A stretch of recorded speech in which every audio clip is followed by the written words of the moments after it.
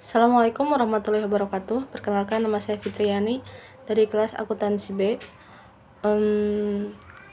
Akan memaparkan sebuah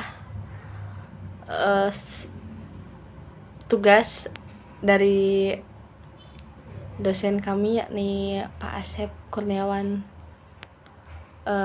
dari mata kuliah Sistem Pengendalian Manajemen bab 3 mengenai understanding strategis.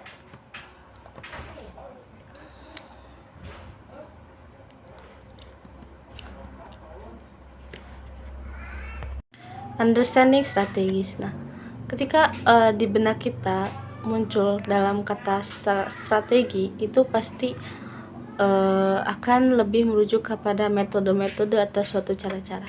Nah, strategi ini sebenarnya adalah rencana-rencana untuk mencapai tujuan organisasi gitu.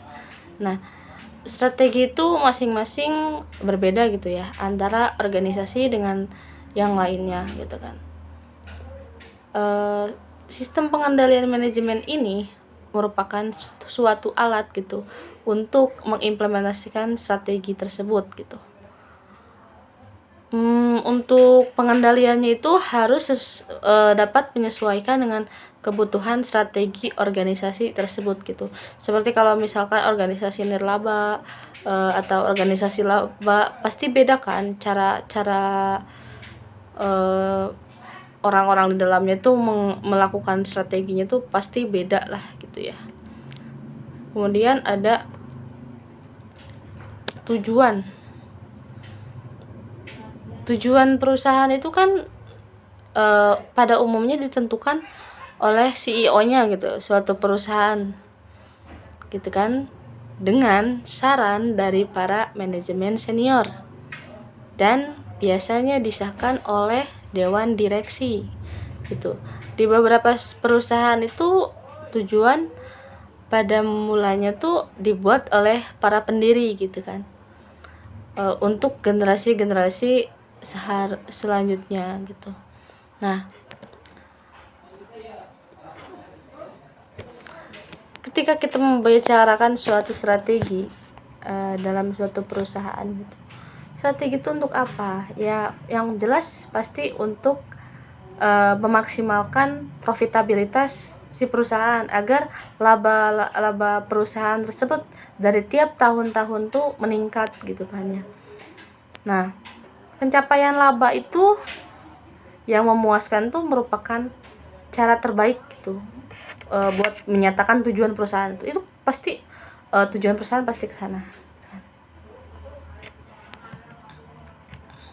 Nah, tetapi strategi itu bukan hanya untuk mengejar profitabilitas. Nah, strategi juga digunakan untuk meminimalisir resiko. Nah, suatu organisasi itu kan pasti mengejar keuntungan. Nah, dari keuntungan tersebut tuh diambillah ada beberapa lah gitu kan yang dibuat sama perusahaan tuh untuk meminimalisir resikonya tuh, atau disebut manajemen resiko gitu kan. Tingkat pengambilan resiko tuh bervariasi ya, gimana menurut personalisasi tiap para manajernya gitu kan. Kemudian ketika membicarakan strategi pasti berpikir untuk konsepnya strategi itu harus seperti apa. Nah, dari strategi ini tuh terdapat 2 tingkatan untuk konsepnya. Ada strategi untuk keseluruhan organisasi atau corporate strategi. Nah, strategi ini tuh biasanya menekankan kepada di mana nih posisi kita bersaing. Nah, misalkan kita bersaing, misalkan kita punya perusahaan tapi perusahaannya yang food and beverage gitu. Nah, pangsa pasar kita pasti orang-orang dengan jangka umur tertentu, misalkan kita berjualan fast food. Nah, harus dapat memuaskan selera tersebut. Nah, sedangkan pesaing kita banyak kan. Nah, ciri khas apa yang bisa kita tonjolin gitu kan, maksudnya dari di mana posisi kita bersaing itu. Nah, kemudian selanjutnya ada strategi unit usaha gitu kan dalam organisasi. Nah, strategi ini tuh menekankan pertanyaannya tuh bagaimana bisnis mampu bersaing. Bagaimana di era globalisasi ini, di era serba teknologi ini, bisnis kita terus berkembang dan bisa mampu bersaing gitu kan. Entah service-nya yang ditingkatin atau makanannya yang memiliki ciri khas atau karyawannya yang menarik pembeli gitu kan.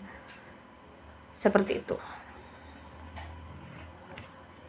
Terima kasih, mungkin itu saja pemaparan singkat dari saya.